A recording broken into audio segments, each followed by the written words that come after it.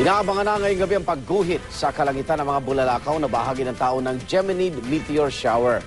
Ang ilan may kanya-kanya ng wish sakaling makasilip ng shooting star. Live mula sa Quezon City, saksi si Bernadette Reyes. Bernadette.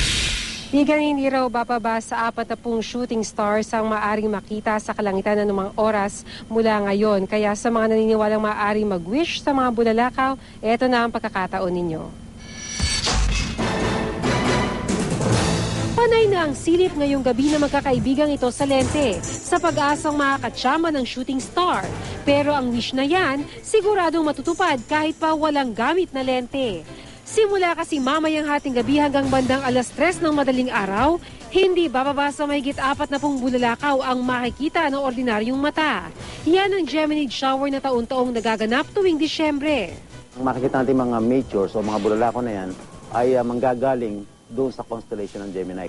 Sabi niyo mga 40 na bulalakaw kada oras. Kada oras. Pero ang sinasabi ko ay pwede ito madagdagan kung halimbawa ang location mo ay nasa may bandang baybayin dagat ka at walang masyadong ilaw. Maganda siya kasi Gemini is known for their very big and bright fireballs.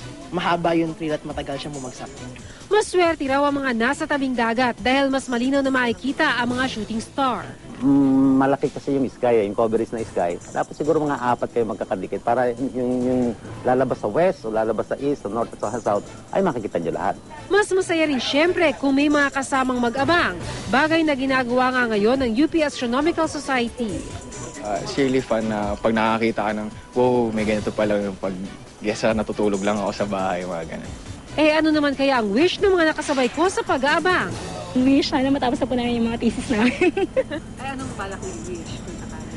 Secret ka na yan. Wish, world peace. Just a happy Christmas for everyone. Yeah. Igan, dahil new moon ngayon at maaliwalas ang kalangitan, mas madali raw makikita ang mga shooting stars. Live mula dito sa Quezon City, ako si Bernadette Reyes, ang inyong saksi.